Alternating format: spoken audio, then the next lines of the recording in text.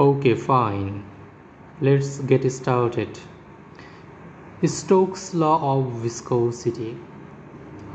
Stokes এর একটা law আছে related to viscosity.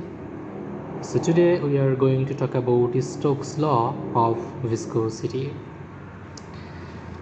ওকে, আমরা যখন কোনো সায়েন্টিস্টের নাম জানি বা পড়ি বা শিখি, আমার একান্তই ব্যক্তিগত একটা মতামত হচ্ছে সেই সায়েন্টিস্টের পুরো নামটা জানা এক ধরনের দায়িত্ববোধ। কারণ পুরো নামটা যখন জানি, আমার কাছে মনে হয় এটা তাদের প্রতি এক ধরনের শ্রদ্ধাবোধ, সম্মান জানানো হয়। ওকে, স্টোকস, যার পুরো নাম হচ্ছে জর্জ গ্যাব্রিয়েল স্টোক, উনি Irish born mathematician, and definitely he was a very good physicist too, right? So Stokes viscosity related key law দিয়েছিলেন। Sorry. So we consider we have a liquid container. আমাদের একটা liquid container আছে। ধরলাম এই পর্যন্ত liquid দিয়ে fulfil করা আছে। এটাকে অনেকটা গ্লাসের মতো দেখাচ্ছে। Whatever it is, this is a liquid container, right?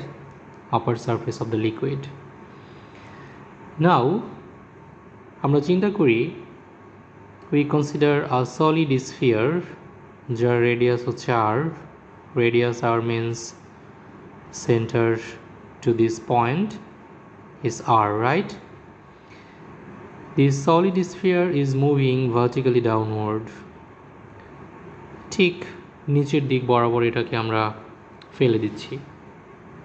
যেরকম কোনো একটা গ্লাস অথবা কোনো একটা বালতি, যাই বলি না কেন, আমরা একটা সলিড অনেকটা মার্বেলের মতো কোনো একটা কিছু থেকে যদি ফেলে দেই, সেটা ভার্টিক্যালি ডাউনওয়ার্ড ডিরেকশনে মুভ করবে, right? Sorry. So initially the ball is being accelerated. প্রথমে যখন আমি এটাকে ছাড়বো তখন কিন্তু এই বলটার অ্যাক্সিলারেশন হবে, খুব খুব খুব ফাস্ট এটা মুভ করবে। প্রতি মুহূর্তেই প্রত্যেকটা সেকেন্ডে এর ভেলোসিটি বাড়বে, রাইট? যেটাকে আমরা অ্যাক্সিলারেশন বলে জেনে থাকি। সো যখন এটা নিচের দিকে পড়ছে, অ্যাক্সিলারেটেড হচ্ছে, একই সাথে কিন্তু একটা ঘটনাও ঘটছে।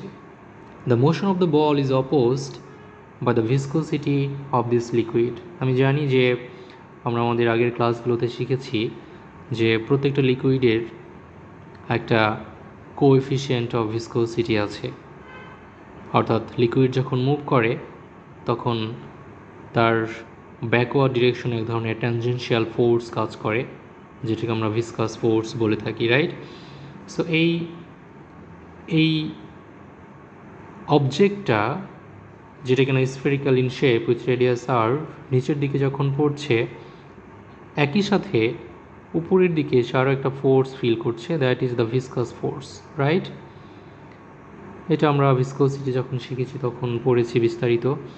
So viscous force is acting vertically upward while the motion of that object is vertically downward, right? Right, এখন প্রশ্ন হচ্ছে এই এফ ভিসকাস, এই অবজেক্টটা যখন নিচে পড়ছে তখন তার যে ফোর্স, ভিসকাস ফোর্স, এই ভিসকাস ফোর্স কার উপর ডিপেন্ড করে? এটা কার উপর ডিপেন্ড করে? সো এক্সপেরিমেন্ট করে দেখা গেছে the viscous force of the liquid acting on the sphere depends on some quantity. এই ভিসকাস ফোর্স কয়েকটি জিনিসের ওপর বা কয়েকটি বিষয়ের ওপর ডিপেন্ড করে। সেই বিষয়গুলো মূলত কী কী? একটা হচ্ছে চমৎকার, একটা খুব স্পষ্টত যে ভিসকাস ফোর্স বেশি হবে যদি এই লিকুইডের কোএফিশিয়েন্ট অফ ভিসকোসিটি বেশি হয়, রাইট?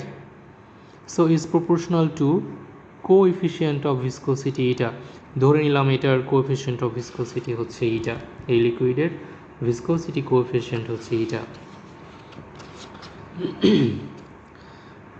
আরও একটা চমৎকার জিনিস হচ্ছে এই স্ফেরিক্যাল শেপের যে অবজেক্টটা আছে যার রেডিয়াস আর, যদি এই আর ইনক্রিজ করি ভিসকাস ফোর্স ইনক্রিজ করবে, যদি আর ডিক্রিজ করি ভিসকাস ফোর্স ডিক্রিজ করবে। So definitely F viscous is also proportional to the radius of the object, radius of this ball in this case, right? এবং আরও একটা চমৎকার জিনিস আমরা প্র্যাকটিক্যালি যদি এভাবে বুঝাই, ফর এক্সাম্পল আমার কাছে একটা স্প্রিং ম্যাথ সিস্টেম আছে, রাইট? একটা স্প্রিং ম্যাথ সিস্টেম দিয়ে আমি যদি সিম্পল হারমোনিক মোশন ক্রিয়েট করি, তাহলে দেখা যাবে যে বাতাসের বাধার কারণে অথবা এক্সটার্নাল কোনো ফোর্সের কারণে এই মোশনটা ড্যাম্প মোশনে পরিণত হবে, অর্থাৎ এটার যে অ্যাম্প্লিটিউড প্রতিবার এটা কমে কমে কমে কমে একসময় স্থির হয়ে যাবে, রাইট? এই যে ড্যাম্প হওয়ার জন্য যে ড্যাম্পিং ফোর্স কার উপর ডিপেন্ড করে? ড্যাম্পিং ফোর্স ডিপেন্ড করে অবজেক্টটা, অর্থাৎ স্প্রিং ম্যাথ সিস্টেমের যে ফ্রি এন্ডে ঝুলানো অবজেক্ট, সে বাতাসে যত দ্রুত মুভ করবে, তার ভেলোসিটি যত বেশি হবে, ড্যাম্পিং ফোর্স কিন্তু তত বেশি হবে। ঠিক একইভাবে এখানেও যে অবজেক্টটা মুভ করছে নিচের দিকে ভার্টিক্যালি ডাউনওয়ার্ড, সেই অবজেক্টের ভেলোসিটি যদি বেশি হয় তাহলে সে উপরের দিকে ভিসকাস ফোর্স যেটা অ্যাক্টিং হচ্ছে সেটা বেশি হবে। So F viscous is also proportional to the velocity of the object. এই ভিসকাস ফোর্স আর কোনো কিছুর ওপর ডিপেন্ড করে না, এটা experimentally proved, right? So viscosity, coefficient, radius of the object in spherical shape and the velocity of the object. So combinedly we can write down something like this: F viscous is proportional to R, eta and V, right? So আমরা যদি proportional sign তুলে দেই, so we have to introduce an equal sign and a constant k, right?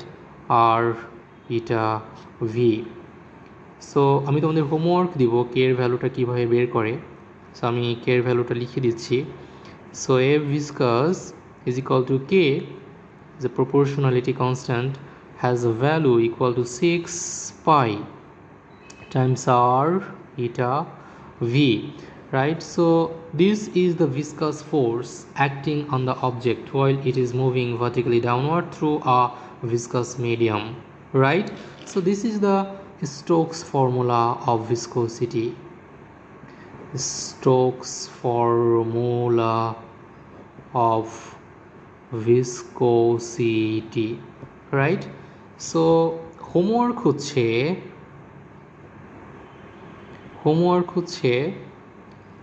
k is equal to 6 pi.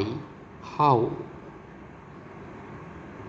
কিভাবে k equal to 6 pi হয়?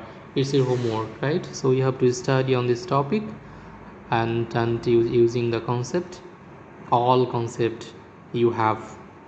So you have to prove it, k is equal to 6 pi, right? So it's your homework. তাহলে Stokes লটা আসলে কি? Stokes লটা হচ্ছে simply, যদি আমি সামারাইজ করি এভাবে, যখন কোনো লিকুইড মিডিয়ামের ভেতর দিয়ে অথবা ফ্লুইড মিডিয়ামের ভেতর দিয়ে কোনো একটা অবজেক্ট, পার্টিকুলারলি যার শেপ হচ্ছে স্ফেরিক্যাল, সে যখন মুভ করবে তখন উপরের দিকে যে ভিসকাস ফোর্স কাজ করে, সেই ভিসকাস ফোর্স কতগুলো বিষয়ের উপর ডিপেন্ড করে, আর, eta and V, and viscous force F viscous is equal to 6 pi r eta v. So this is called the Stokes formula of viscosity, right? So এখন এই রিলেটেড আরও একটা টপিক, যেমন আমরা বলছিলাম যে যখন এটা ভার্টিক্যালি ডাউনওয়ার্ড ডিরেকশনে মুভ করতে শুরু করে তখন তার ভেলোসিটি কত থাকে। প্রশ্ন হচ্ছে এটা কি যতক্ষণ পর্যন্ত নিচের দিকে পড়বে ঠিক ততক্ষণ পর্যন্তই কি এটার ভেলোসিটি বাড়তেই থাকবে, অর্থাৎ এটা কি অলওয়েজ অ্যাক্সিলারেটেড স্টেটেই থাকবে নাকি অন্য কোনো রকম ঘটনা ঘটবে? The answer is not. এটা সবসময় অ্যাক্সিলারেটেড হবে না। ওকে, একটা particular time পর, after a certain time, the velocity will be constant. The velocity will not be changed anymore, will not be decreased anymore, will not be increased anymore. It will be steady, it will be constant, and that velocity will be termed as terminal velocity. So now move on to the topic terminal velocity, right? So terminal velocity, যেটাকে আমরা VT সাবস্ক্রিপ্টে T, টার্মিনালের জন্য T, VT দিয়ে প্রকাশ করব, right? ঠিক একইভাবে আমাদের একটা কন্টেইনার আছে যার একটা পার্টিকুলার হাইট পর্যন্ত ফ্লুইড বা লিকুইড দিয়ে ফিল আপ এবং যার ভিসকোসিটি কোএফিসিয়েন্টও আছে, ফর এক্সাম্পল এটা। এখন যদি কোনো একটা particular ball spherical in shape যার রেডিয়াস হচ্ছে ফর এক্সাম্পল আর, রাইট, আর, এটাকে যদি আমরা ফ্রিলি ছেড়ে দেই, it will moving vertically downward, right, vertically downward. So it will be accelerated due to gravity. Gravitational force এর জন্য এটা নিচের দিকে acceleration feel করবে, accelerated হবে, but the motion of the object will be opposed by the viscous force, right? So নিচের দিকে যে ফোর্স কাজ করছে, that is the weight, অবজেক্টের weight is equal to m times acceleration due to gravity, alright? And একই সাথে আরও একটা ফোর্স একটু আগে আমরা জেনেছি কাজ করে, F viscous, that is acting vertically upward, right? এবং আমরা ছোট ক্লাস থেকে আরও একটা জিনিস জেনে এসেছি যে লিকুইডের একটা আপ থ্রাস্ট থাকে, যে কারণে আমাদের পানিতে ভেসে থাকতে সুবিধা হয়, হ্যাঁ, আমাদের সাঁতার কাটতে সুবিধা হয়, আপ থ্রাস্ট। সো আরও একটা ফোর্স উপরের দিকে কাজ করবে, এটা হচ্ছে F up thrust, THRUST, up thrust. So when an object is moving vertically downward through a liquid medium, there are three types of force acting on that object.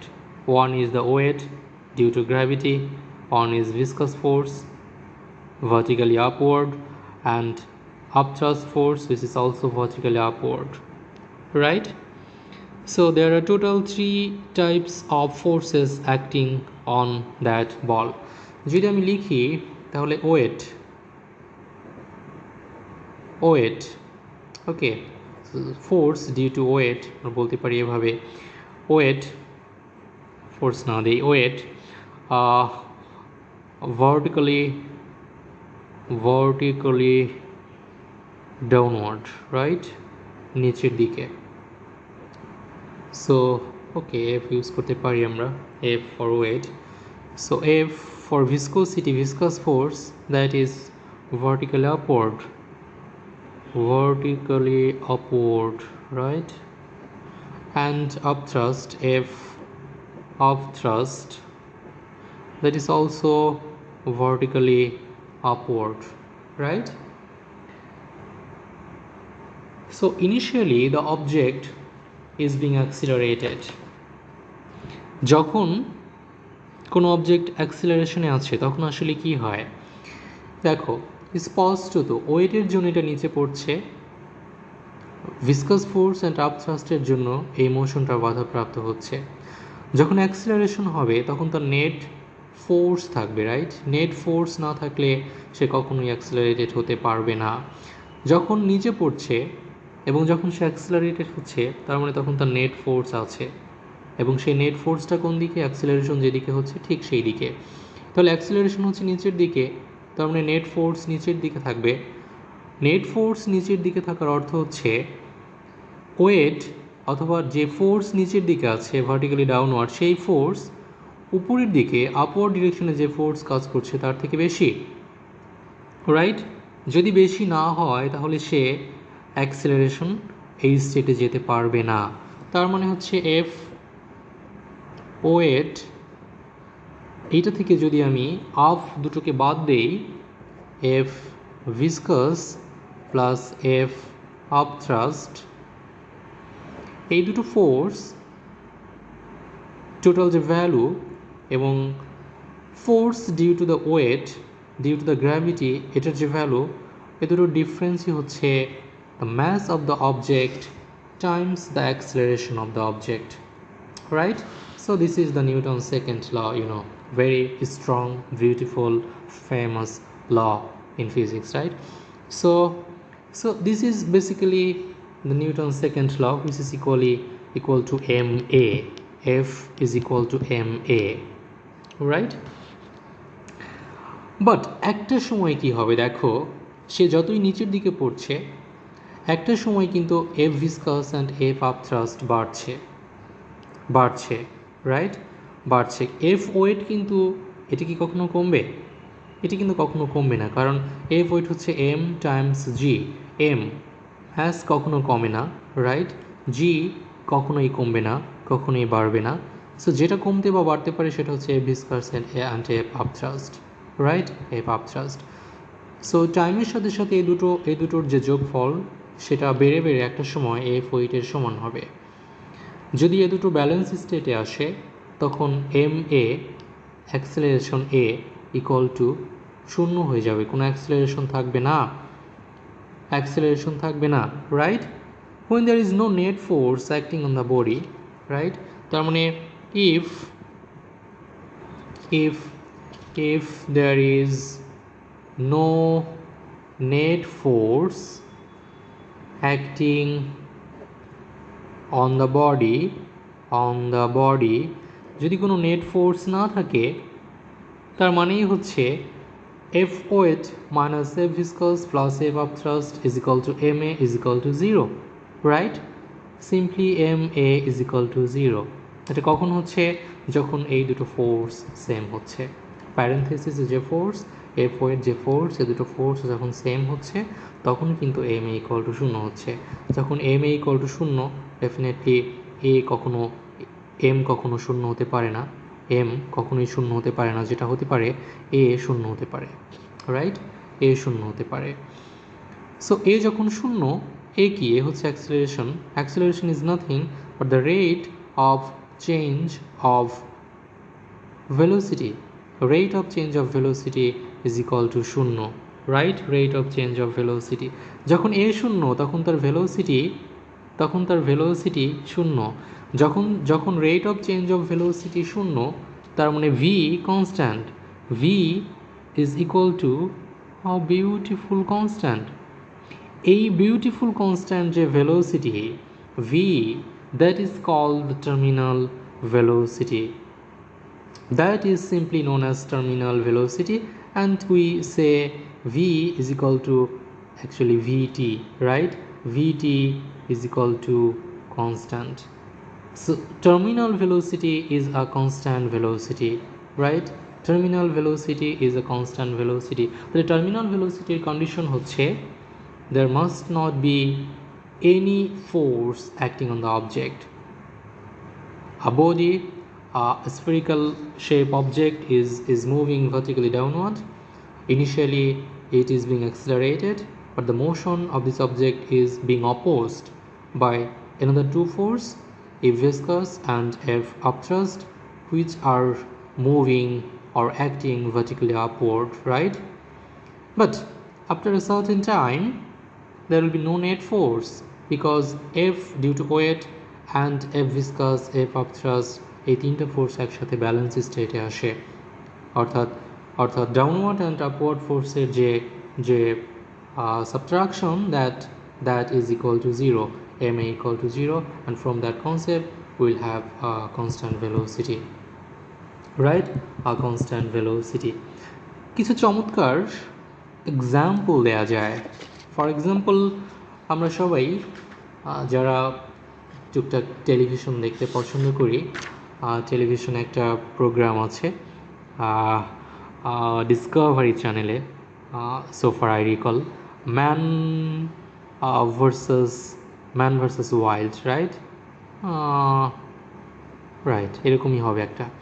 ওখানে যিনি হোস্ট করে এই প্রোগ্রামটা, বেয়ার গ্রিলস, তার কাজই হচ্ছে how to survive in a very much complicated situation যেখানে কোনো রকম বাঁচার আশাই নেই মানুষের, এরকম কমপ্লিকেটেড সিচুয়েশনে মানুষ কীভাবে বাঁচে, এরকম শিক্ষাই বেয়ার গ্রিলস দিয়ে থাকে। অনুষ্ঠানের শুরুতে যেটা হয়, উনি কোনো একটা হেলিকপ্টার থেকে দেখা যায় প্যারাশুট নিয়ে লাফ দিয়ে কোনো একটা জনমানবহীন জায়গায় অথবা মাঝে মাঝে সমুদ্রে ল্যান্ডিং করে, রাইট?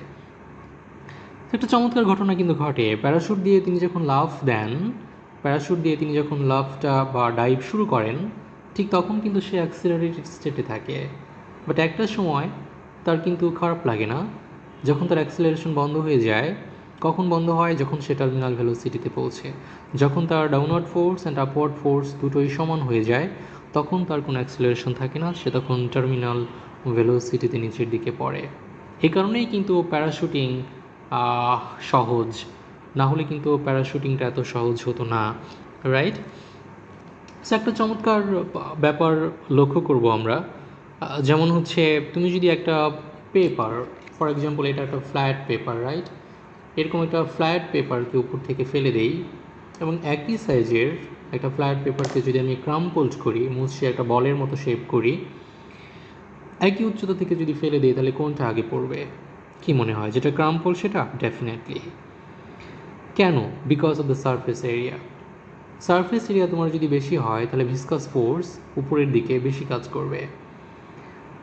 ক্রাম্পলড বল, যেটা আমি বলের মতো করে তৈরি করেছি, একটা সেম সাইজের সেম সারফেসের এরিয়ার পেপারকে আমি মুছিয়ে ক্রাম্পল করে সারফেস এরিয়া ছোট করে ফেলেছি, যে কারণে তার যে বাধা সেটাও কমে গেছে। So a flat paper falls much more slowly than the same paper after it has been crumpled into a ball, because flat paper has a larger surface area, the crumpled paper has a comparatively lower surface area, right? So যদি আমরা বলি যে terminal velocity depends on the size and shape of the object, for example an object with a larger surface area, একটা object যার surface এরিয়াটা larger, for example একটা parachute, will have a much lower terminal velocity. অর্থাৎ তুমি যদি parachute নিয়ে নামো, তাহলে তোমার যে টার্মিনাল ভেলোসিটিতে পৌঁছানোর পর তোমার যে টার্মিনাল ভেলোসিটিটা থাকবে, সেটা যেরকম হবে, তুমি যদি প্যারাশুট ছাড়া নামো যখন তোমার সারফেস এরিয়া কম, তুমি ডেফিনেটলি একটা সময় পরে টার্মিনাল ভেলোসিটিতে পৌঁছবে। বাট সেই টার্মিনাল ভেলোসিটি কিন্তু প্যারাশুট নিয়ে নামলে যে টার্মিনাল ভেলোসিটি হবে, তার থেকে অনেক অনেক বেশি হবে। তার মানে কমফোর্টেবল ল্যান্ডিং হবে কোনটায়?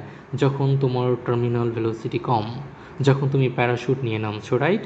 So terminal velocity exactly depends on the size and shape of the object, right? An object with a larger surface area will have much lower terminal velocity. An object with a smaller surface area, for example a person falling from a plane, will have a comparatively higher terminal velocity. So definitely you have to use a parachute, right? So এভাবেই কিন্তু আমরা terminal ভেলোসিটির কনসেপ্টে যেতে পারি, right? Terminal ভেলোসিটির কনসেপ্টে আমরা যেতে পারি। এখন আমরা আরও একটা টপিক নিয়ে আলোচনা করব, বাট সেটা নেক্সট ভিডিওতে আলোচনা করে, রাইট? সো এ পর্যন্তই। আমরা নেক্সট ভিডিওতে যেটা আলোচনা করব সেটা হচ্ছে এক্সপ্রেশন ফর ভিসকোসিটি কোএফিসিয়েন্ট। এরকম কোনো ক্ষেত্রে যখন কোনো অবজেক্ট টার্মিনাল ভেলোসিটিতে পৌঁছেছে যে লিকুইড মিডিয়ামের ভেতর দিয়ে, সেই লিকুইড মিডিয়ামের ভিসকোসিটি কোএফিসিয়েন্ট মেজার করার জন্য কোনো ওয়ে আছে কি না, রাইট? সেই এক্সপ্রেশনটা আমরা দেখব। ওকে, টাটা।